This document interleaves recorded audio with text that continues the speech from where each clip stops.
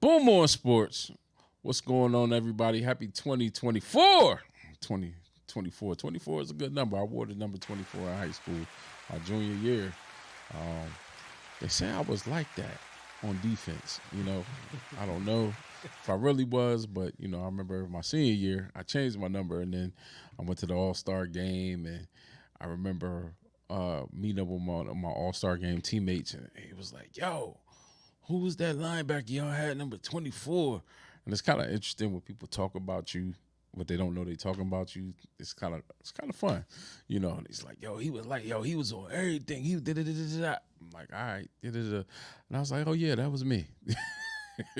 They was like, yo, why you change your number? I was like, I don't know. Every year I just change my number. So it's funny. My number, my senior year was 20, and my junior year was 24. So 2024, we in here. We in the building. What's going on? So it's interesting, when I come to the studio, it might be Boom on Sports. It might be a House of Boom podcast. It might be a B2B. Who knows what's going to happen? But, the not sudden, I guess, but the subtle, not so subtle retirement of Nick Saban really pretty much put this episode together today because he is retired as the University of Alabama head coach. Yeah, he's been there for a minute. 17 years, I believe they say. 17 years, 6 national championships at the University of Alabama. Prior to his short stint in the NFL with the Miami Dolphins, he was also at LSU where he won a national championship. So he's got 7 rings, I think does Bill Belichick have that same amount of rings? It'd be interesting. It was such a surprise to me because but a week and some change ago, nobody thought that, when he lost to the University of Michigan on the last play of the game, that was the last time we were going to see Nick Saban as the head coach of the University of Alabama. They say that he is the GOAT. He is the best coach of all time. He really just came in the game. He left the NFL, although he said he wasn't going to be the coach of Alabama. That's what he said. Y'all remember that press conference, those who follow football closely. He said, I'm not going to be the coach of Alabama. And then a week later, he was the coach of Alabama. Yeah. And so it's very interesting to see what college football is going to be like without Nick Saban as the head coach of Alabama. I remember in his early run, I believe he got to a bowl game his first year. He got stomped out. But then one of my college buddies, Glenn Coffey, was one of his first running backs. And I remember when I met Glenn in Colorado, we were at this thing called Athletes in Action. And I connected with the good brother, and he was telling me the wholesale differences and the things that he saw in the background with Nick Saban and just the players that he was bringing in. And then wouldn't you know it, that next year he ended up rushing for like 1,000 yards. I remember that he, I think he was on like CBS or whichever one covers the SEC. And I remember him talking about he was running through the biggest holes he's ever seen in his life.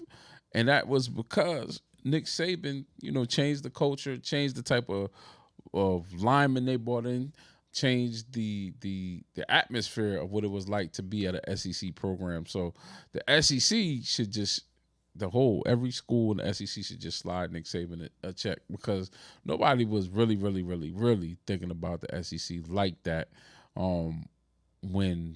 before Nick Saban got there. And then he got there and then changed the whole culture of the conference. I mean, how many other head coaches in the SEC right now coach for Saban or somebody gave a shot because of Saban? I know University of Florida dipped in that well a couple times. Tennessee dipped in that well. Who else? Obviously, Alabama, Ole Miss. I could think of so many. Oh, South Carolina, because then they had my man. What's his name? Not Kirby Smart. The other guy, I forgot, but one of the guys that coached at Alabama, and I mean, I would say that there are probably a lot of coaches in the SEC that are like relieved, and now all they have to do is really, really worry about Georgia, and then obviously Ole Miss with Lane Kiffin, and then there's a lot more coaches that are like, okay, and I think it's going to also shift the landscape of college football right now, even though we're headed to, well, we're in the offseason because Michigan won the national title, but it's going to shape the landscape of sports differently because they got it. Alabama's not going to go down. They can't hire somebody who's not hot right now, which means that they got to steal a coach from somewhere else to coach there, which means there's going to be the coaching carousal, which we thought was pretty much settled. It's actually going to change that around. It's going to probably affect the Big Ten because the hot candidate right now is Dan Lanning, but then you also have the University of Washington's coach Kalen DeBoer. Where's he going to end up? And then we got this whole craziness. Is Jim Harbaugh staying or going? So, woo, yeah, this was a nice day for a sports take. I think back to, again, talking about my homeboy Glenn Coffey, and he was the first 1,000-yard rusher or 1,000+ yard. I'm not sure how many yards he really had for Nick Saban. But when you think of Nick Saban, I think of the legacy of players that he had. So Glenn Coffey was like the soft beginning, the soft reboot. He was already there under the previous coaching staff, but then after that, you had Mark Ingram, Trent Richardson, Eddie Lacy, Josh Jacobs, Damian Harris, Najee Harris, Derrick Henry, Brian Robinson, Jahmyr Gibbs, Jalen Hurts, Tua Tagovailoa, Amari Cooper.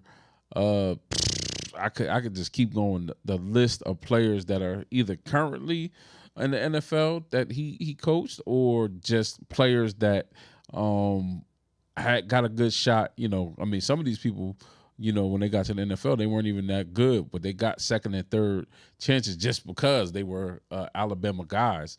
And then we can start there, but then then we got to go to the defensive players. My cornerback who's hurt this year, Trayvon Diggs, Alabama guy, Patrick Surtain. We could go on the defensive line. We could go forever on the defensive line by how many players he put in the league. So I just, from a fan's perspective, you got to respect what Nick Saban has done for college football. How he had his foot on a region of the country for a long, long time. I think the one thing that a lot of people saw this year is how the transfer portal, how NIL has changed the game so much that it's even the playing field, that Saban, even the great Nick Saban, as well as he recruits and as many good players that he has, how even the playing field has become because of they had to do it, because if they didn't, it would be Georgia and Alabama every year with a little shot of Clemson every now and again in the national championship. So, salute to Coach Nick Saban. You had a hell of a career. Definitely, from a former running back's perspective, you gave us some of my favorite running backs to watch. I would hope that, in this offseason, that the Dallas Cowboys go ahead and just pick up Derrick Henry and just get him on the last leg of his career, just so we can have that short yardage back. He's not even a short yardage back, but just to have that power back in the backfield so that we could get over the hump